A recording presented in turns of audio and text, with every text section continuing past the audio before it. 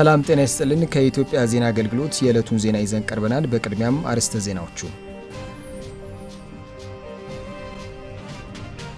የፌደራል መንግስት በክልሎች ጣልቃ የሚገባበትን ስርዓት ለመደንገግ የወጣ የማሻሻያ አዋጅ ጸደቀ።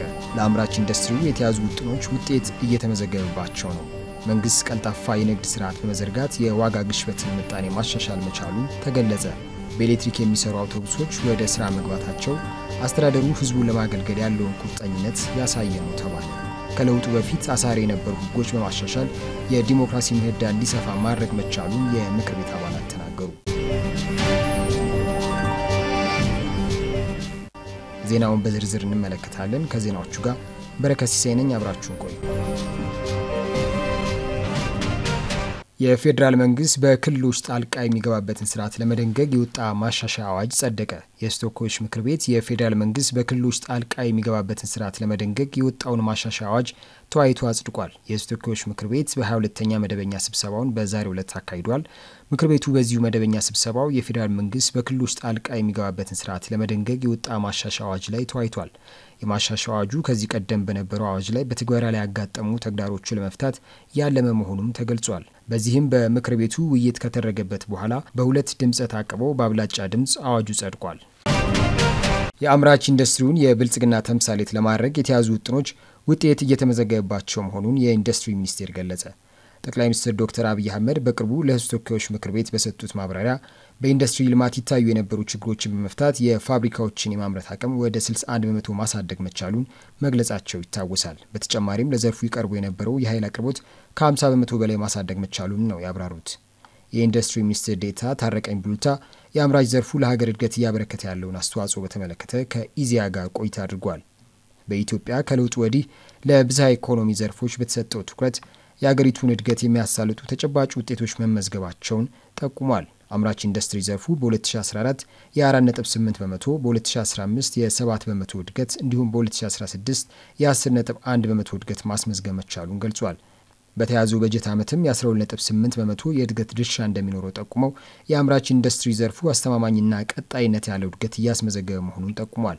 በዘርፉ የህግና የአሰራር ሁኔታዎች መሻሻላቸውን ለእድገት ምቹ ሁኔታ መፍጠራቸውን ጠቁመው አዲሱ የአምራች ኢንዱስትሪ ፖሊሲ ተወዳዳሪነትን የሚጨምር ስለመሆኑም አንስተዋል። የአምራች ኢንዱስትሪ ዘርፉ ከስራ ዕድል ፈጠራ አንጻር ትልቅ አበርክቶ እንዳለው አንስተው ባለፉት 4 ዓመታት ከ855 ሺህ በላይ ለሚሆኑ ዜጎች የስራ ዕድል መፈጠሩንም ተናግሯል። በበጀት ዓመቱ ባለፉት 8 ወራት ውስጥ ተኪ ምርቶችን በማምረት 2.79 ቢሊዮን ዶላር ወጪ ማዳን መቻሉን የኢንዱስትሪ ሚኒስትር ዴኤታ ታረቀኝ ቡልታ መግለጻቸው ይታወቃል። የለውጡ መንግስት ቀልጣፋ የንግድ ስርዓት በመዘርጋትና አቅርቦት መር የአሰራር ለውጥ በማድረግ የዋጋ ግሽበት ምጣኔን ማሻሻል መቻሉን የንግድና ቀጠናዊ ትስስር ሚኒስትር ዶክተር ካሳሁን ጎፌ ገለጹ። ሚኒስትሩ ዶክተር ካሳሁን ጎፌ እንደገለጹት የለውጡ አካሄድ በማህበራዊ ኢኮኖሚያዊና ፖለቲካዊ ዘርፍ ትናንትን በጭፍን መመልከት ሳይሆን እዳም እንዳም አድርጎ የሚረዳ ነው ብለዋል።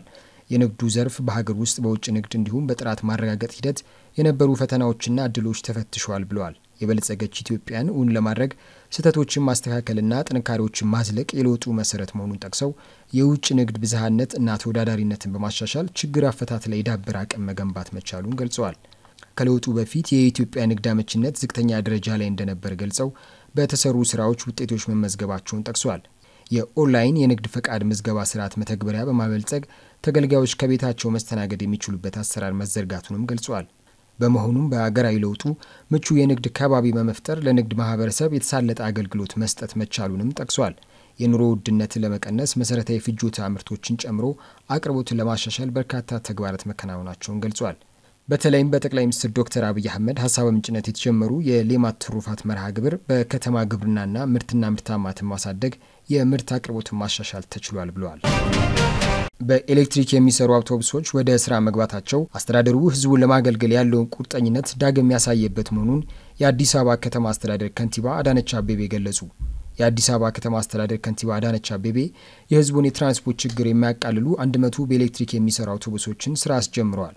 አውቶቡሶቹ ከአየር ብክለት ነፃ፣ ምቹ፣ በአንድ ጊዜ በርካታ የሰው ቁጥር ማጓጓዝ የሚችሉ ዘመናዊና ተደራጅ፣ ወጪ ቆጣቢ፣ አስተማማኝ፣ ለአውቶቡስ ብቻ በተፈቀደ መስመር ስለሚጓዙ ፈጣን አገልግሎት የሚሰጡ እንዲሁም ለነዳጅ ወጣ የነበረውን ወጪ የሚቀንሱ መሆናቸውም ተጠቁሟል። ከንቲባ አዳነች በዚሁ ጊዜ እንደገለጹት አውቶቡሶቹ መንግስት የአየር ንብረት ለውጥ ተጽዕኖ ለመቋቋም ለነዳጅ ፍጆታ የሚያወጣውን ወጪ ለመቀነስ ለጀመራቸው ስራዎች ትልቅ አስተዋጽኦ ያላቸው መሆናቸውን ገልጸዋል። የአውቶቡሶቹ ወደ ስራ መግባት ከተማ አስተዳደሩ የህዝቡን የትራንስፖርት ችግር ለማቃለል ያለውን ቁርጠኝነት የሚያሳይ መሆኑንም ጠቁሟል። የትራንስፖርትና ሎጂስቲክ ሚኒስትር አለሙ ስሜ እንደገለጹት ወደ አገልግሎት የገቡት አውቶቡሶች መንግስት ግሪን ትራንስፖርትን ለማስፋፋት የጀመረውን ጥረት በእጅጉ የሚያግዙ ናቸው ብለዋል። አዲስ አበባን ለነዋሪዎቿ ተስማሚ ለማድረግ በትራንስፖርት ዘርፍ የተከናወኑ ያሉ ስራዎች አበረታች መሆናቸውን ጠቁመው ሌሎች የከተማ አስተዳደሮችም ይህን አርአያ ሊከተሉ እንደሚገባ ዶክተር አለሙ ስሜ ጠቁመዋል። ከለውጡ በፊት አሳሪ የነበሩ ህጎች በማሻሻል የዲሞክራሲ ምህዳር እንዲሰፋ ማድረግ መቻሉን የምክር ቤት አባላት ተናገሩ።